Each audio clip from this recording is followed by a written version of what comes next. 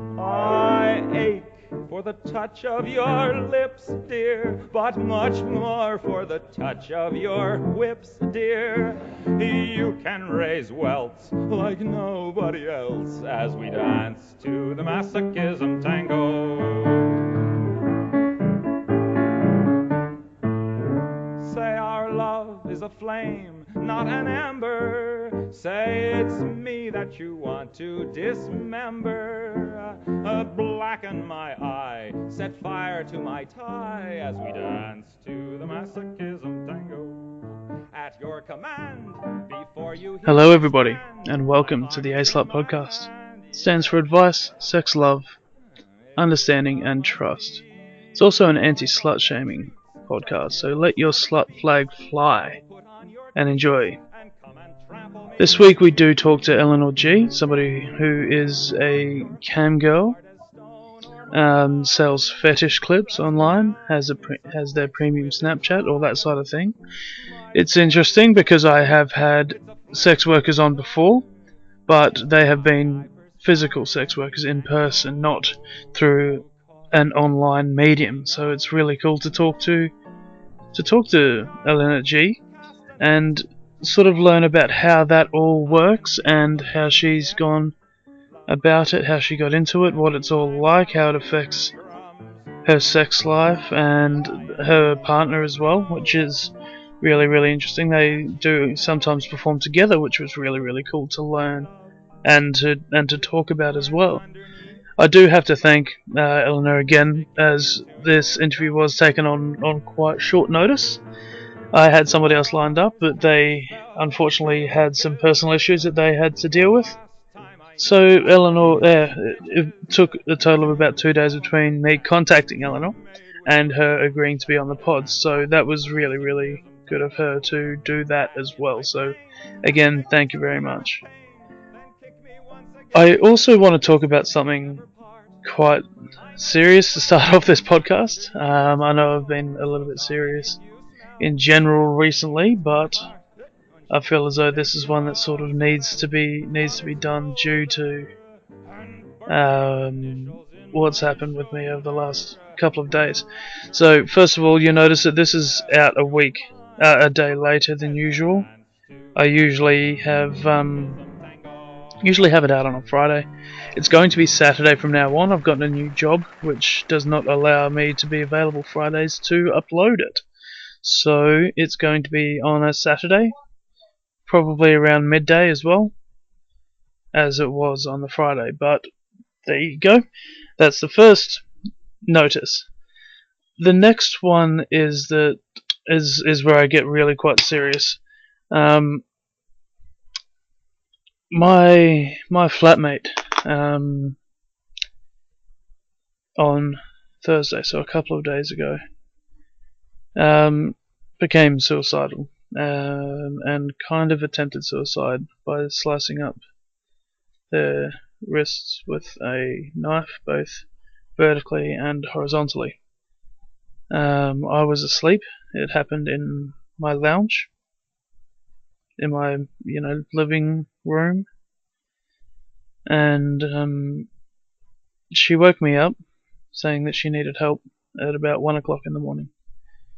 In my sleep, I didn't realize what had happened initially until she showed me her arms, and I got really quite concerned, as you do.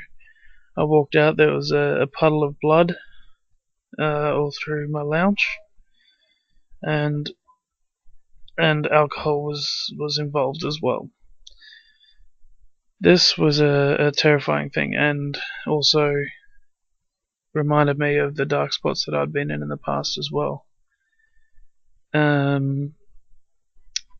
knew she wasn't herself the last few days, and I had tried to talk to her, but sometimes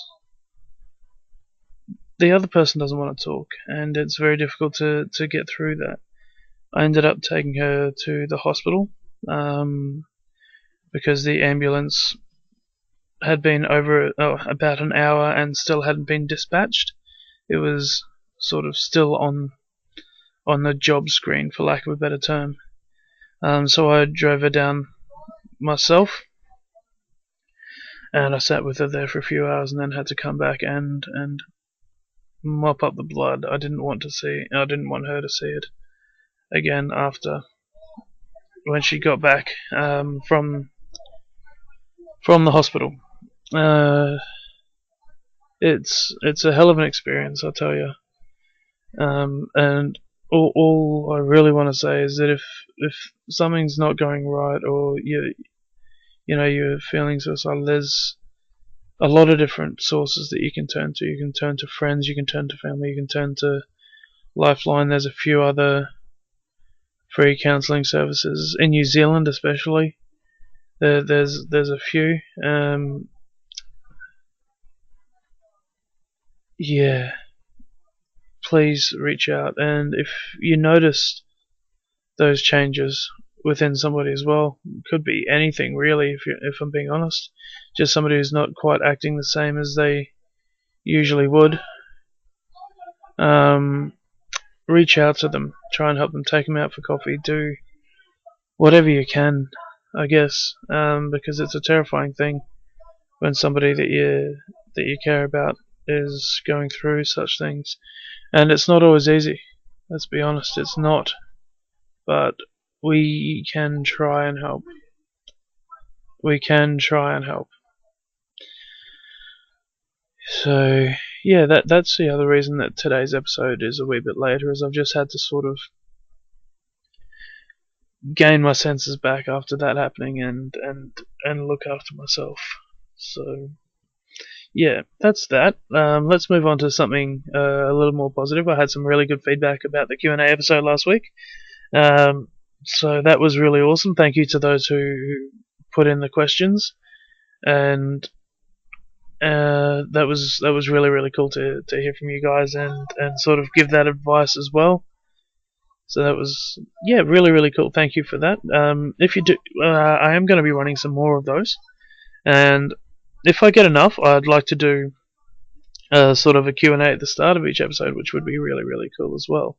So if you wanna do that, if you wanna send in questions or whatnot, you can do it on Twitter at the A-Slut Podcast, Instagram at the A-Slut Podcast, Facebook as well at the A-Slut Podcast, and you can email me as well at the aslutpodcast at gmail.com. I'll be more than happy to receive your emails from there as well and talk to you through that. Yeah, so without further ado, we'll move on to some more fun, sexy things with the lovely, amazing Eleanor G. Like I said, she's a cam girl, she's a fetish clip seller. She has a Snapchat thing. All of her things are at the end of the episode. I'll try and remember to link them into the show notes as well. But thank you for joining me today, and please do enjoy this interview with the Eleanor G. Somebody stole my car radio and now I just sit in silence. Sometimes quiet is violent. I find it hard to hide it. My pride is no longer inside. It's on my sleeve, my skin will scream, reminding me of who I killed inside my dream. I hate this car that I'm driving. There's no hiding for me. I'm forced to deal with what I feel. There is no distraction to mask what is real. I could pull the steering wheel. I have these thoughts so often I ought to replace that slot with what I once bought. Cause somebody stole my car radio and now I just sit in silence.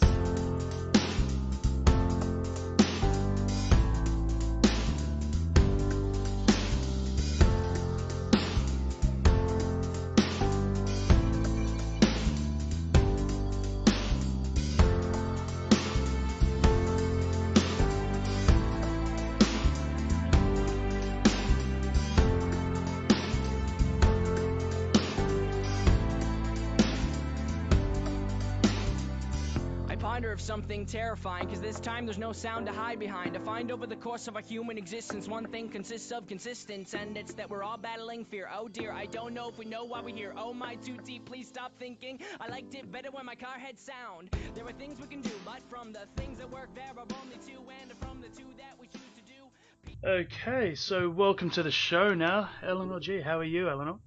I'm doing super well. Thank you for asking. How are you doing today?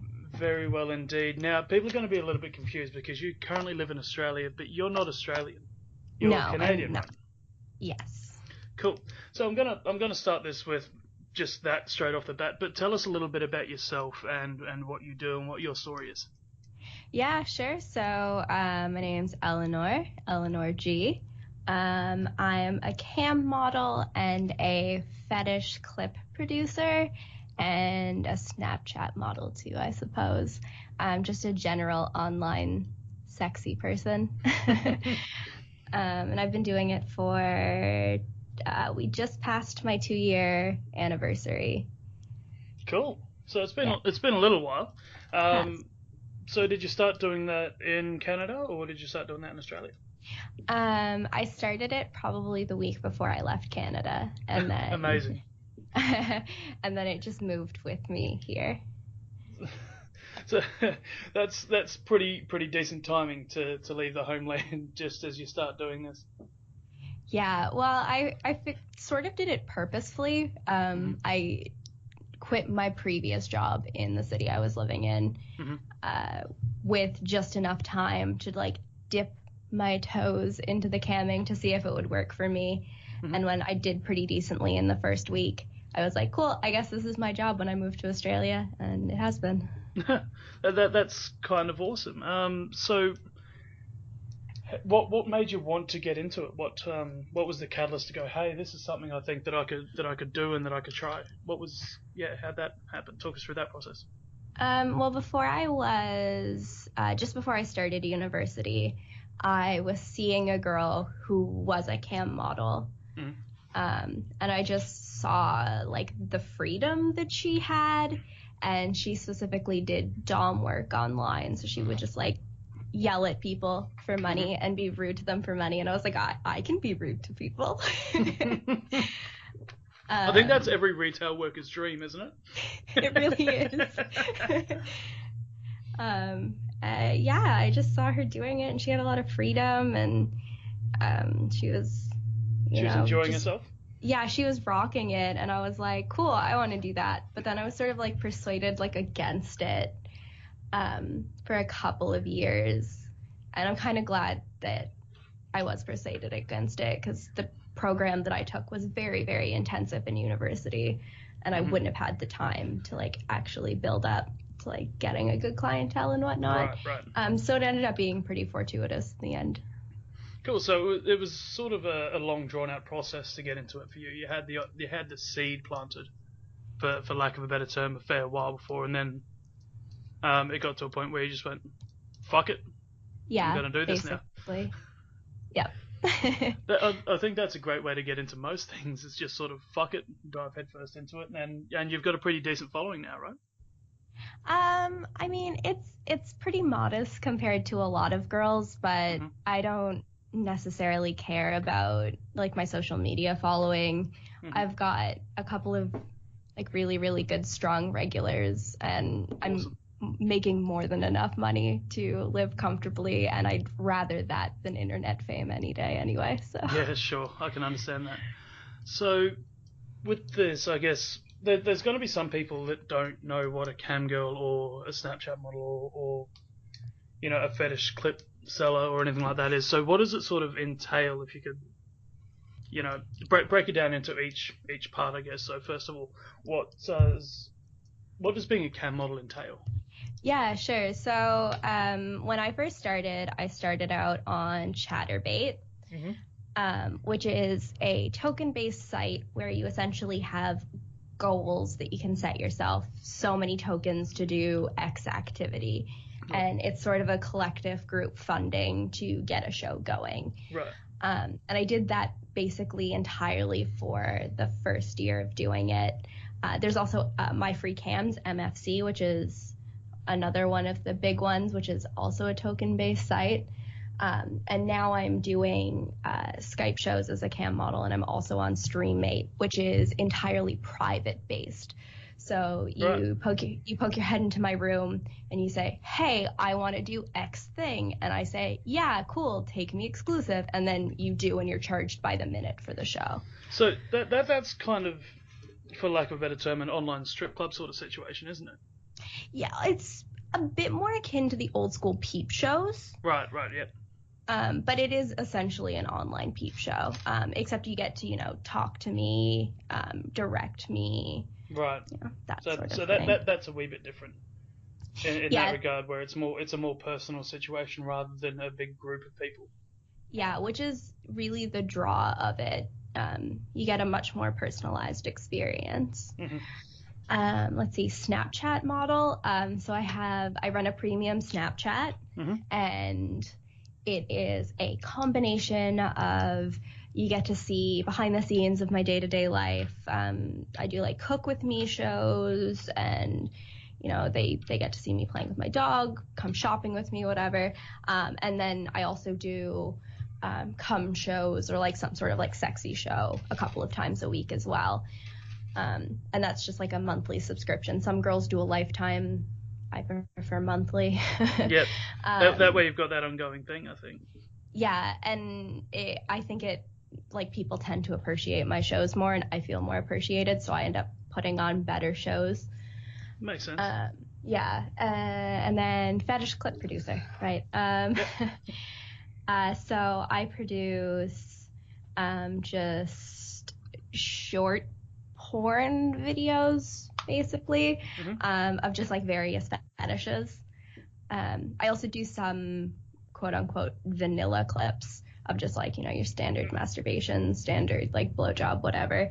But fetish stuff tends to be where I get most of my clientele coming in from. That sort of makes sense, I think, because I think a lot of people do have fetishes deep down that they don't or can't put out in public, so they go into the online forum to try and get their fix of that sort of thing. Is that what you find? Yeah, it's a lot of people who maybe have fetishes that are considered weird by society, and come to us because, like, we don't care for the most part. Like, I'm at this point more bored by the standard, strip and masturbate show than I am by like the weird fetish shows. I love the weird ones because at least they keep me entertained. Okay, so give us some examples then. We need to get some examples. Yeah, so I do neutral fetishes, and I also do like doming type fetishes. Right. So some neutral ones that I tend to get a lot of people coming to me for are like sneezing shows, farting shows, feet-based stuff, armpit stuff. I do a lot of armpit stuff. I was actually going to touch on a couple of those. Because I had a look on your website. I didn't come into this completely not knowing anything.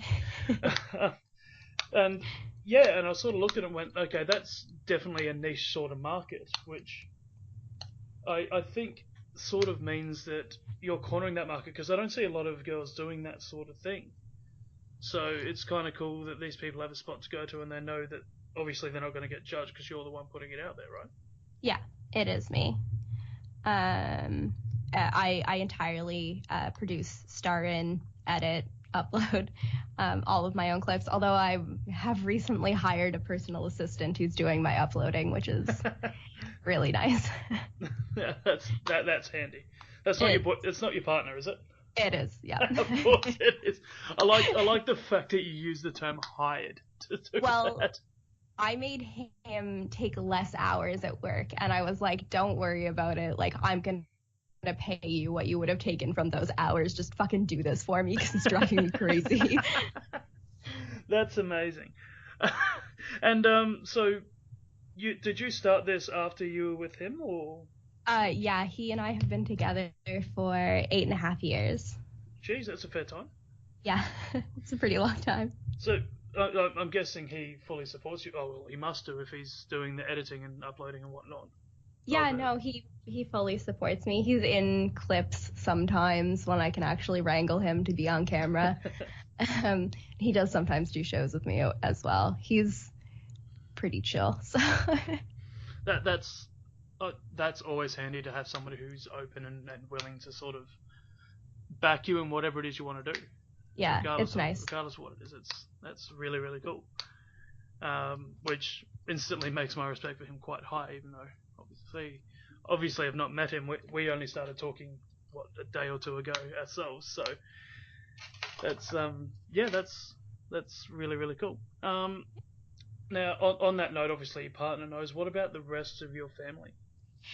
Yeah, so some of my family knows, and some of my family doesn't know. I'm very selective about the family members that I spread the information to. But the family members that do know about it are all pretty neutral, honestly. Right.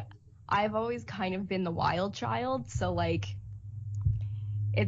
it's pretty expected that I just do the weird shit in the family at this point. But so your family aren't overly conservative or anything like that, then they're pretty chill? Oh yeah, no. The family that I'm still in communication with are very, very chill. I mean, I have a very eclectic family, so it'd be kind of hypocritical if they weren't. Right. And that's kind of cool as well. I like that. It certainly makes a difference when you know you've got people that you can sort of fall back onto if you need. Yeah. And on that note, you said that your family's quite eclectic and quite out there, and I know Canada in general sort of it's relatively sort of cruisy as well, for lack of a better term. Yeah. When you compare it to other countries, so. I talk about this with most of the guests that I do have on. The sexual education you had growing up with family, with school and stuff, what was that like? Really good, actually, which was strange because I grew up in a very small town. Mm-hmm. But we started receiving sex education when we were in 3rd grade. Jeez. Yeah, they started with like puberty and like here's how your body changes, and then like each year they'd like add bits and pieces to it as it was age appropriate. And there was a local, I think she was a sex therapist or a sexologist or something like that, and she would come in and tour schools and do presentations of like here's how to put a condom on, and you know, here's what STIs look like, and here's how to like look out for these kinds of things, which was really, really awesome. And my family was also really open about it.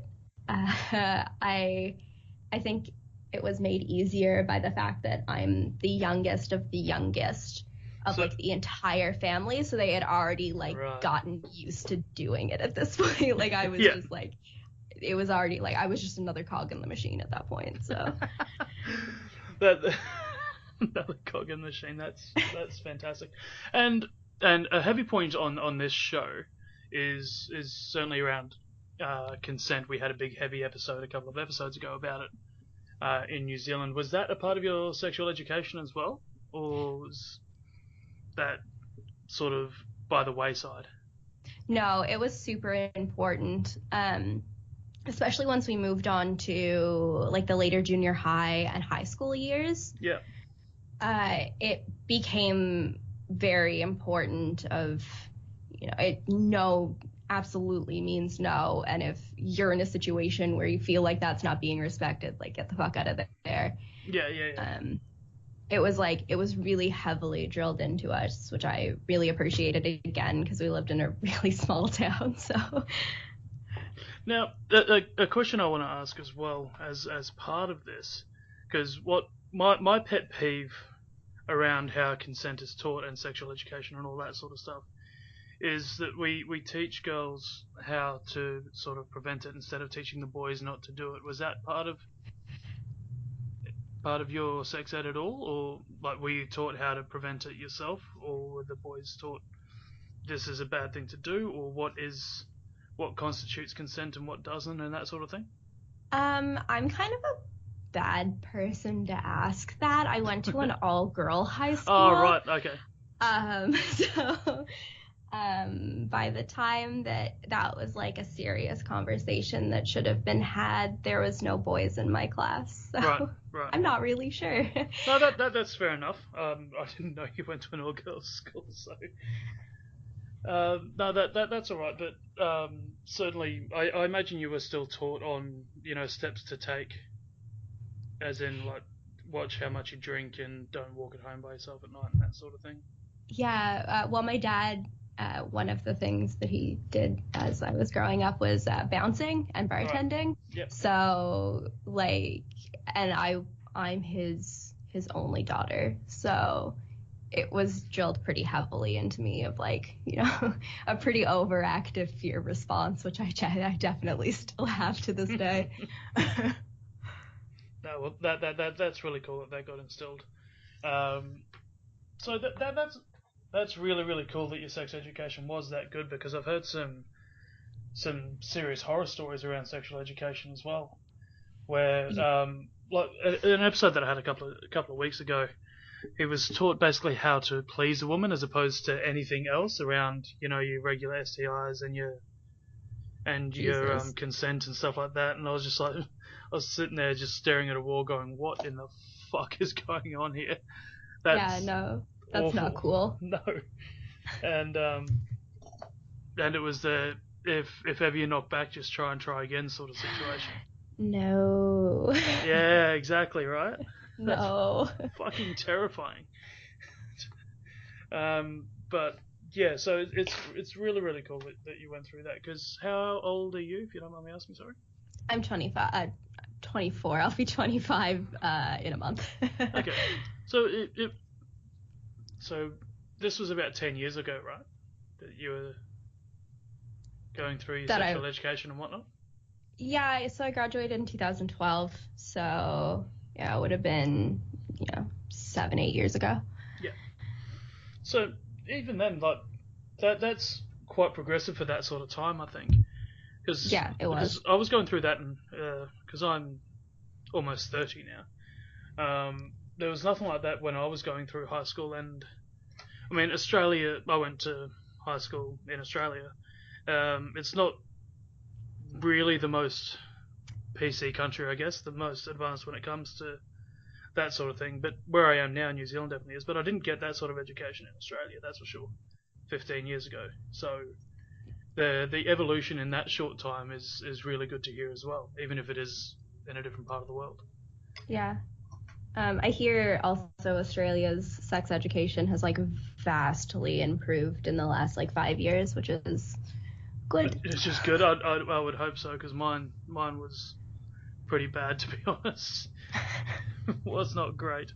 But we'll flick back to the camming side of things. It was just a little tangent that we went off onto there. So obviously, as a cam girl, you're putting yourself out in the public eye and everything like that, right? Yeah. So everybody who wants to can see all that sort of thing. There's bound to be some difficulties that you come across in doing that, whether it be on your social media or during the actual shows themselves. I feel as though there's always that one guy or few people that want to bring you down or whatever. So what are some of the difficulties that you face in being a cam girl? I mean, it's a broad question. There's a lot. Yep. If you mean like interpersonal problems, I mean, like there are always trolls. That's just an unavoidable part of being on the internet.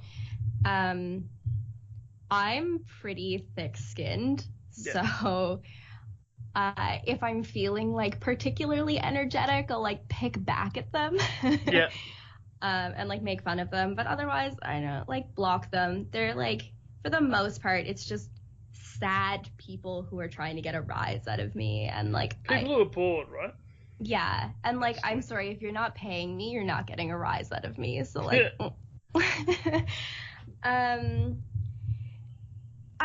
I've had some like interpersonal relationships of like people I've met through online sex work turn sour, which sucks. I wish it wasn't, but it can be like really cutthroat. Right.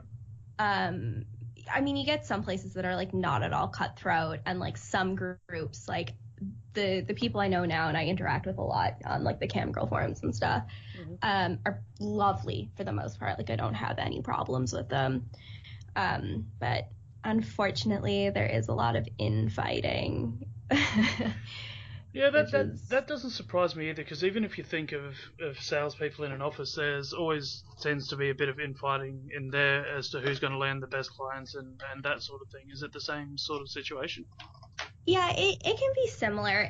I find it tends to run a lot more along the like, like petty like social media squabbles, Right.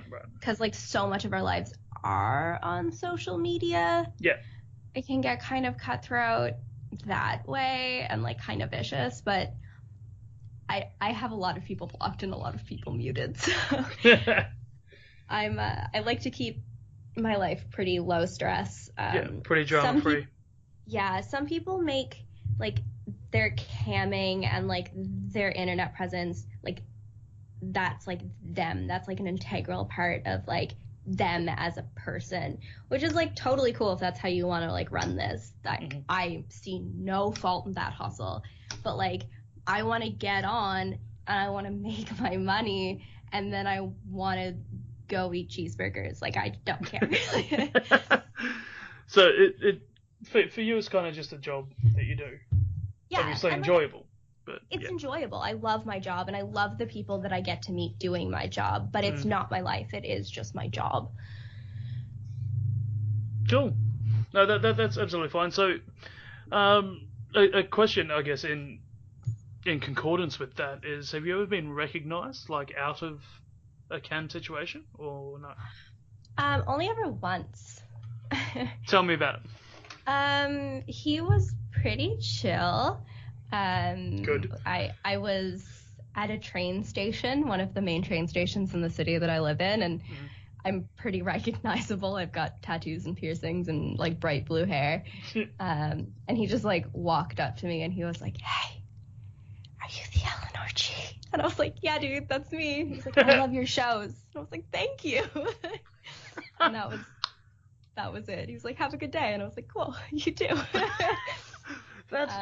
That's kind of really awesome to hear, because I guess you hear like horror stories of people being found in public, and the people that the general public, I guess, for lack of a better term, react in quite a loud way or exclaim or to a worse point get a little bit stalkerish and stuff like that. So you do hear those horror stories. So hearing that one is kind of nice, I guess, and it was lucky for you as well. Yeah, and he did it in a really respectful way, which was really nice. Like, nobody was with me, but like I wasn't like alone. It was a public space, so I didn't feel threatened, and he couldn't have possibly outed me to somebody, and he was very quiet about it, which was really, really lovely. I think that's the key thing, is that he was quiet about it. He didn't just yell out from across the platform, "Hey, you that chick who fucking farts on the internet?" Yeah. So yeah. So anybody listening, if you see somebody, that's the way to do it. Don't just yell across or anything. Go up and be nice and respectful and quiet. Yeah. Because people do these girls and even guys who do this as well. There are both genders, of course, and all genders that do this. And a lot of them aren't out about it. They do have their own personal lives and their own lives outside of cam work as well. So some people even have quite important jobs who do cam work as well, which if you out them in that sort of situation, in that scenario, it could affect their livelihood as well, right? Yeah, that's true. So yeah, if you see somebody that you see on a cam show or on Pornhub or whatever platform you watch your naked people on, be nice about it, be respectful. Yeah. None of this loudmouth stuff. No, and if you like question whether or not it's an appropriate thing to do in the moment, don't. And just send them a DM and say, "Hey, I saw you in public. I just wanted to say I respect your shit." Yeah, and I had a big thing about how to approach women in a non-creepy way a little while ago, because like a guy walking up to you, even in a public place, sometimes can seem quite menacing. Like I'm a large guy. Okay, I'm almost 6 foot. I'm 120 kilos, which is what 250 pounds if you're in America. I've now got a bald head and a big beard, so I can come across as quite intimidating if I'm, walking up to you. But that can change instantly in what you say and how you say it as well. Yeah. And I think that's a hugely important thing. Like if I'm a very forward kind of person. Like if I see somebody on the street and I like the way that they look or something like that, or I genuinely do act on it. But the way that I do it is I give an out, right? Yeah. So I'll generally go, hey, sorry to interrupt you. Sorry to, whatever, interrupt you, stop you. And look, you may have a boyfriend, but I think that your hair's really cute or something like that. And then ask for their number from that point. Mm. And I think this is something that guys may want to learn as well, because it gives that girl that automatic out if they need it as well, if they're feeling uncomfortable, right? So they can just go, hey, I do have a boyfriend, sorry. Yeah, and it's always good to, when they do say no, just say, okay, have a nice day. Exactly, yeah. Because I don't know how many times I've seen it online, especially it's guys who sit there and go, hey, sexy, what's up, or whatever shitty line that they have, or whatever, and the girls go, no thanks, or something like that, and then the next line is just absolute abuse, and calling them a fat slut or something like that, and you sit there and go, but you've just hit on them, man. Like, what? Yeah. What's your deal? And that's honestly quite disgusting. If you ask me, I'll never understand guys that'll sit there and then abuse people after they've been turned down when they made the move in the first place anyway. I don't get it.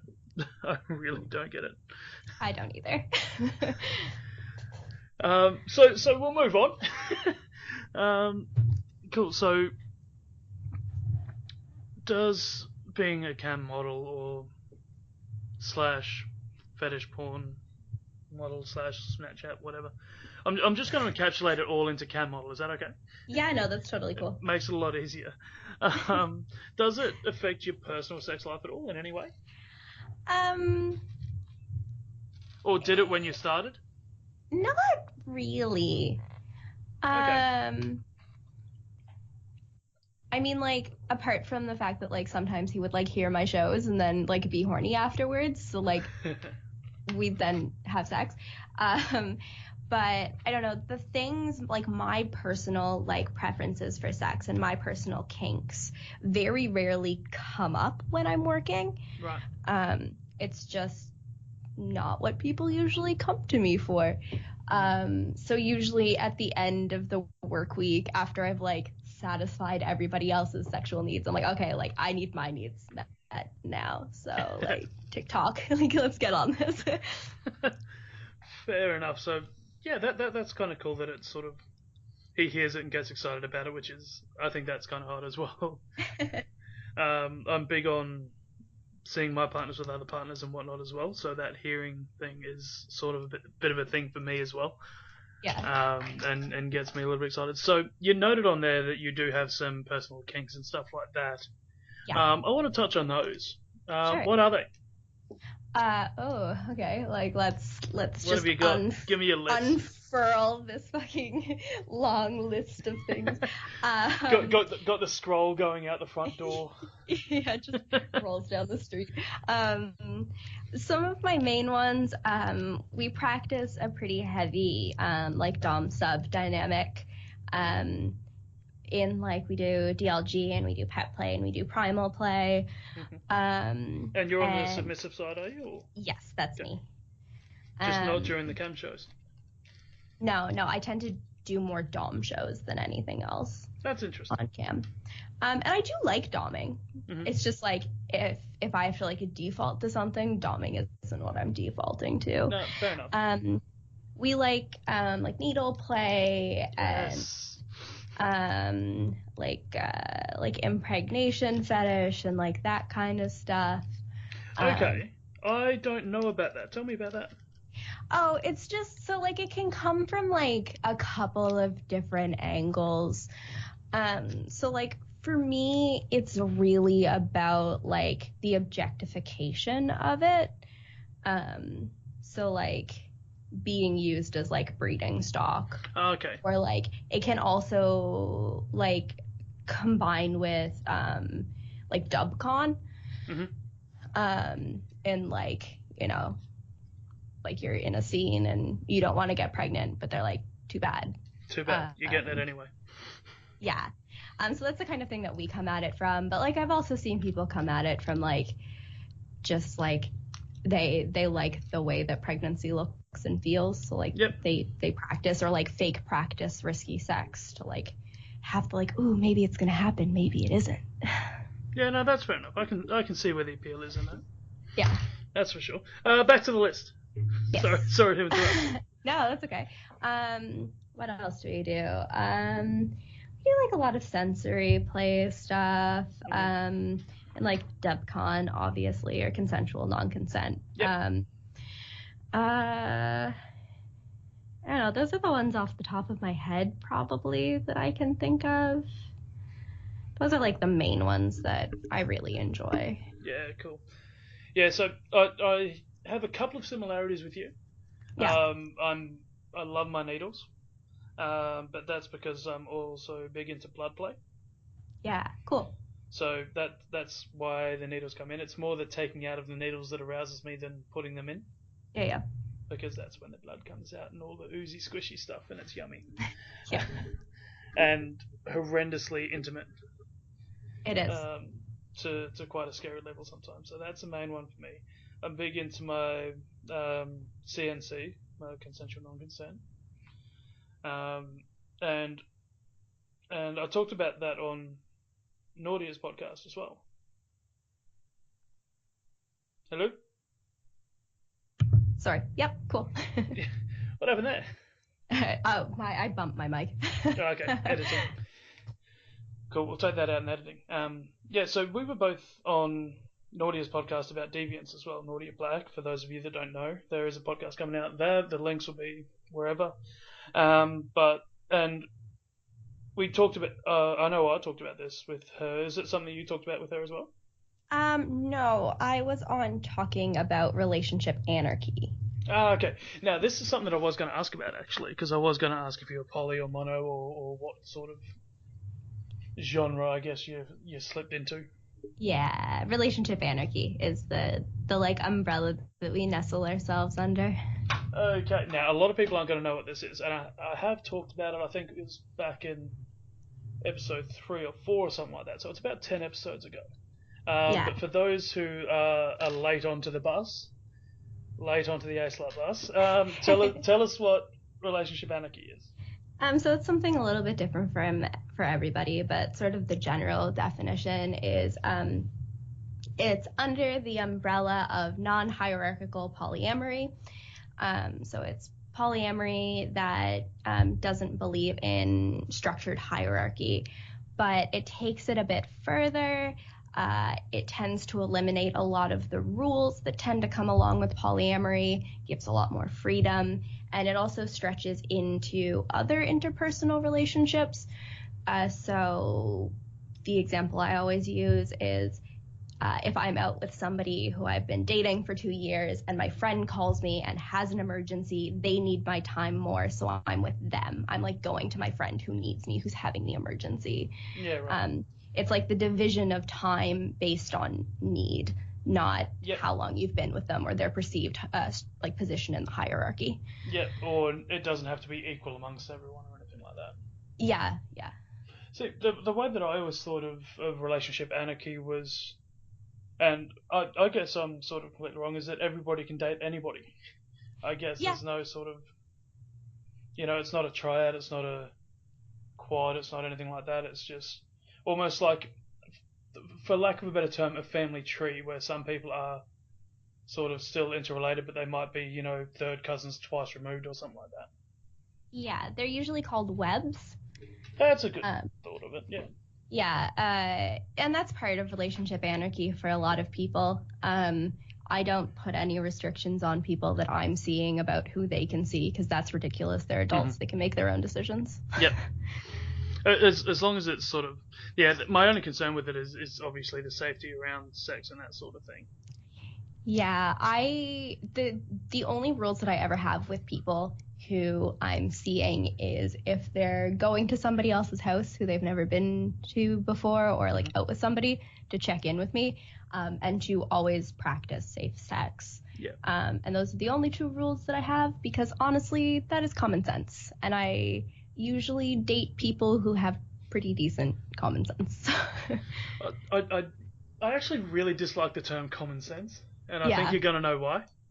Because it's not common. Exactly, it's just sense. Yeah, it is.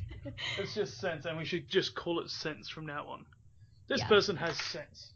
Or Yeah, either that, or we call it uncommon sense, or rare sense. Yeah. I'd love to hear one time just somebody come out and go, it's all about having rare sense. I mean, that's kind of a bit more accurate, honestly. It probably is. But it would genuinely just make my day one time if somebody said that. Cool. So let's rewind back a little bit, back to the needles and consensual non-consent and that sort of stuff that you're into. Yeah. How did you get into that? How did your journey into kink and that side of thing go? Well, I first discovered kinky sex while reading fan fiction. What fanfic was it? I don't remember, but it had knife play in it. Right. And I was like, yes, that. I need that in my life. And I was underage at the time, so I just started researching it, because I'm a firm believer that you should probably be over the age of 18 before you start delving into kink stuff. Because I agree. Ethical consent, informed consent, those fun things. Yeah. Even though the legal age here is 16, I'm still an 18. Yeah, I mean, like, there's so much brain development that 2 happens. years? Yeah. I mean, even like our prefrontal cortexes really don't stop developing until we're like 25 to 27. Yeah. So like, imagine how underdeveloped it is in like a 17-year-old, which is like, not saying anything bad to 17-year-olds, obviously, but like, they can't make informed consent at that age, in my opinion. In saying that as well, though, I've met 24-year-olds that act like 16-year-olds. that is true. Well, and by the same token there, I'm not going to do anything with them. It terrifies me far too much. To make that risk. If somebody's behaving like they're a child, then they're going to continue to do that, and it can go down the wrong path. Yeah, I agree. Cool. So, yeah, fan fiction, knife play, and that was sort of the starting point for you, and it just snowballed from there, or? Yeah, I started, like, researching it. And just knife play or kink in general? Kink in general. Right. It started off with, like, knife play and edge play, like that sort of thing, and then it moved into bondage. And then when I was 17, I met my current partner, and he and I talked about it, and then we ended up waiting until I was 18 to try anything, but he had already like been pretty heavy into the kink scene by the time that we had started dating. He was a couple years older than me, so. Cool.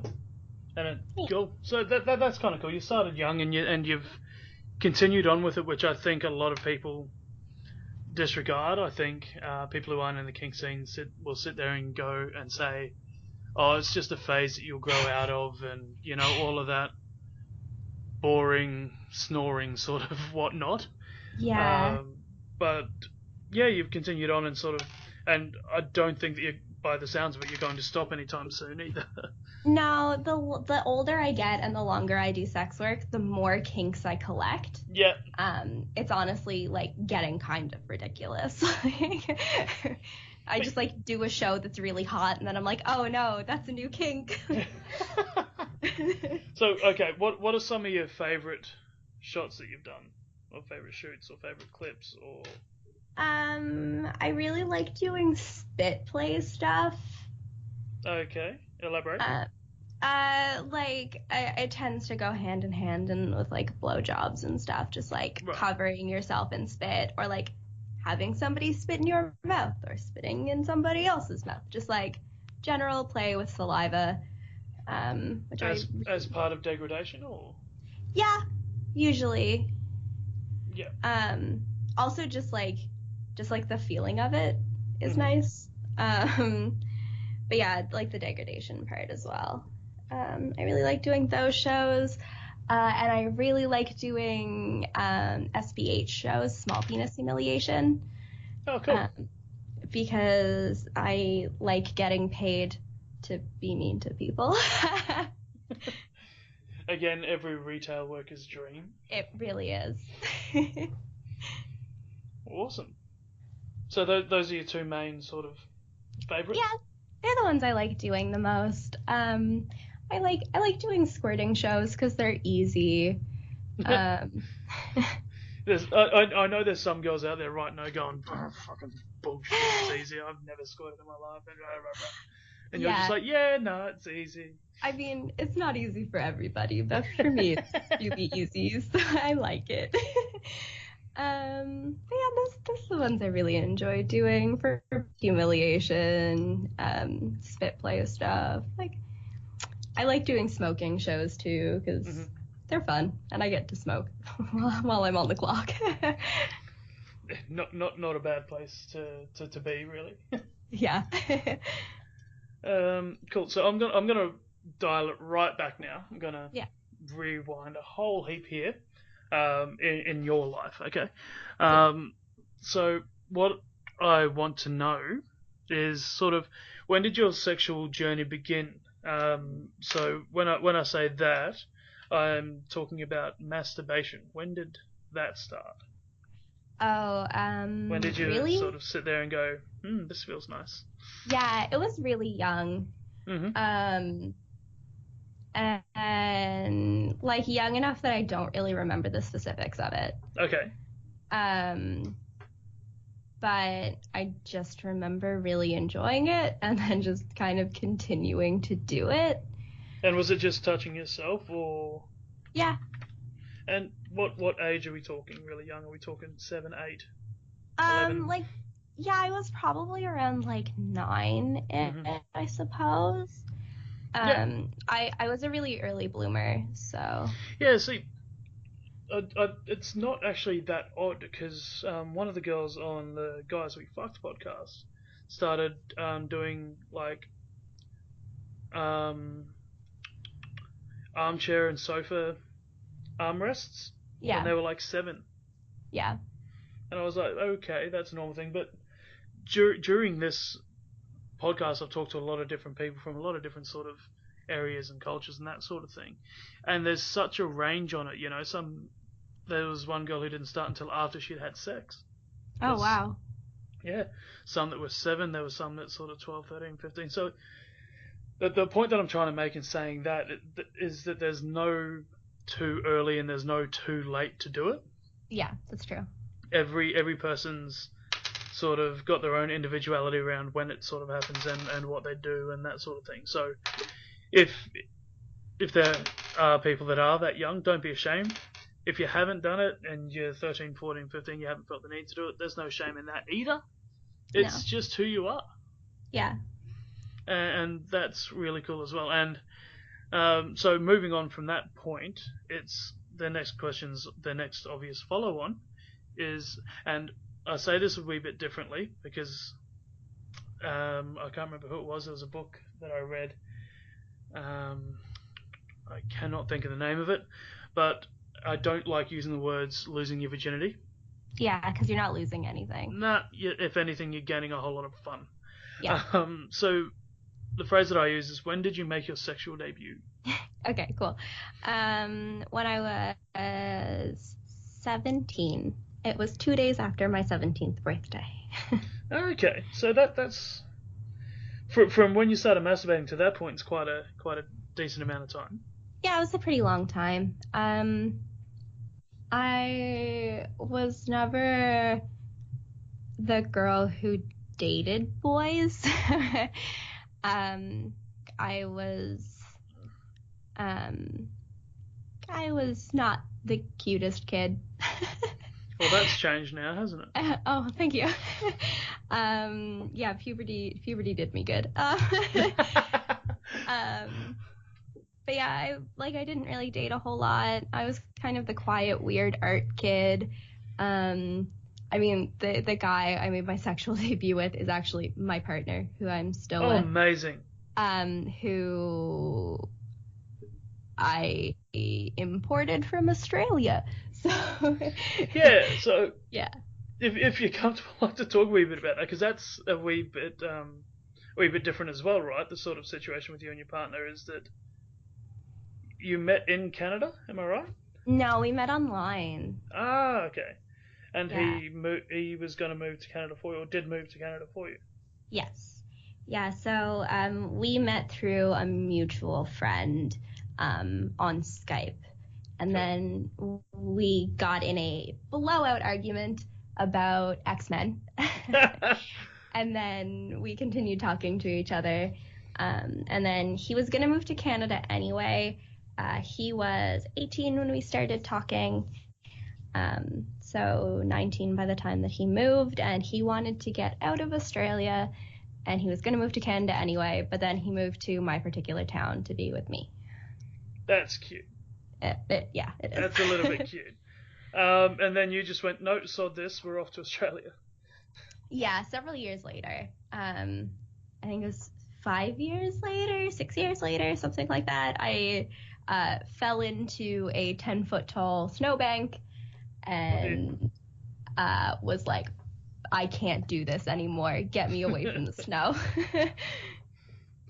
So you went to the tropics of Australia. Yes. It's and nice where it's warm. Obviously he moved with you, and that was all fine and everything. Yep. Awesome. That's really, really cool. And we've been talking for a fair while now. This has gone quite. So at this point, I want to give the people listening just a wee bit of feedback. I had somebody else lined up for today for this episode, and unfortunately they had to pull out. They had some stuff going on, which sucks, but it happens. And I messaged you yesterday? Yeah. Yeah, yesterday on Twitter, and went, hey. And the only reason I knew about you was because of Nordia's podcast, and sort of went, okay, if Nordia thought she was interesting, then she's going to be interesting. Flicked you through a message, you're like, yeah, sweet, let's do it, no problems. And then here we are now, right? Yeah. So I'm pleasantly pleased with how this has gone, considering it was mainly all on the fly. So I want to thank you very much for coming on. That's sort of all the questions and everything that I had. Do you have anything that you want to talk about? Not off the cuff. No, I think that's pay your local sex worker. Cool. Very, very cool. I like that. Cool. So I'm going to give you a wee bit of time here to, I guess, plug yourself. Not in that way, people. I know what you're thinking, you dirty-minded little fuckers. But where can we find you? You know, all of that sort of fun stuff. Go for gold. You've got all the time you want. Groovy. I'm on Twitter at the Eleanor G with 3 E's because some asshole took my handle, and I'm still really bitter 2 years later. Have you hunted them down? No, whoever it was deleted their account, and now it's free, but everybody knows my Twitter handle now, so I can't change it. I'm really bitter. And I'm on Tumblr, Instagram, and Snapchat, and Reddit at the Eleanor G with 2 E's instead of 3 because nobody took those handles. And those are my social medias. And then you can find me on, did I say Snapchat? You can find me on Snapchat at the Eleanor G as well. And you can find me on Pornhub at the Eleanor G. And you can find me on Streammate at the Eleanor G. Streammate. So Yeah. that's probably the only one that I haven't had on this podcast before. So that's really cool, and that's part of the reason I wanted you on as well, because I've talked to sex workers, but they've been physical interpersonal sex workers where they're in their room doing their thing and that sort of thing. So it's kind of interesting to get an aspect from somebody who has to do it in a different sort of medium. Obviously, the online side of things where you can't always see the other person or know what they're actually doing and that side of things. So so that was really interesting to sort of learn about that side of thing as well. It's a lot of the same, but it's also a lot of different. But yeah, I feel as though I know sex workers, like personal sex workers, get a lot of safety and whatnot in their roles, but I feel as though doing the CAN side of things is even safer, I guess.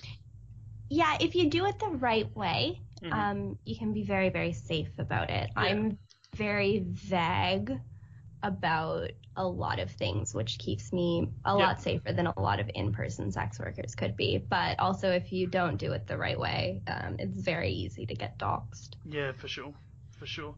And so it is a medium that's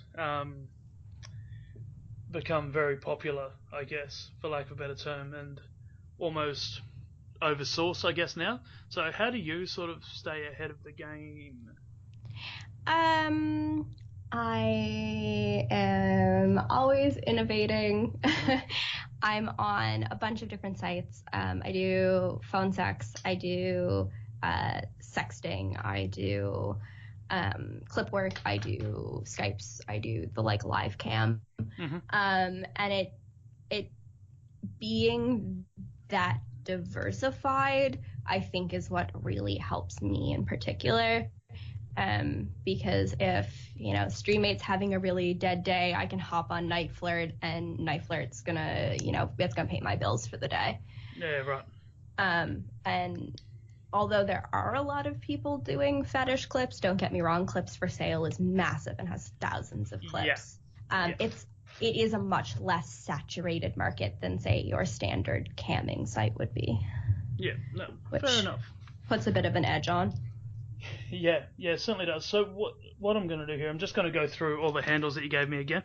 Yeah. So if you want to find Eleanor, that's on Twitter. It's Eleanor G with 3 E's at the end. Don't get too bitter.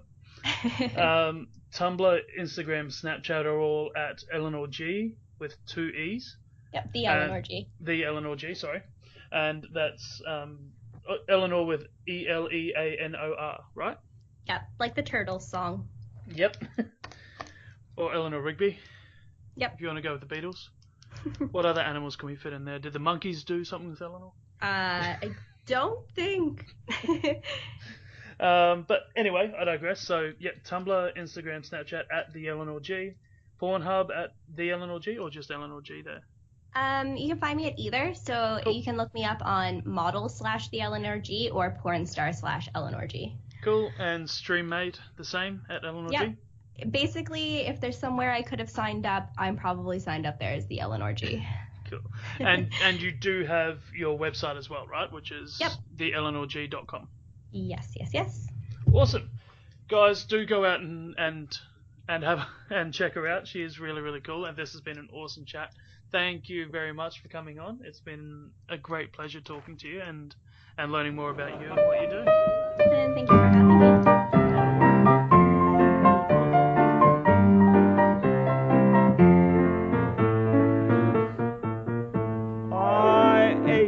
For the touch of your lips, dear, but much more for the touch of your whips, dear. You can raise welts like nobody else as we dance to the masochism tango. Say our love is a flame, not an ember. Say it's me that you want to dismember. Blacken my eye, set fire to my tie as we dance to the masochism tango. At your command, before you here I stand. My heart is in my hand. Yeah. It's here that I must be. My heart entreats. Just hear those savage beats, and go put on your cleats, and come and trample me. Your heart is hard as stone or mahogany. That's why I'm in such exquisite agony. My soul is on fire. It's aflame with desire, which is why I perspire when we tango. You caught my nose in your left castanet, love.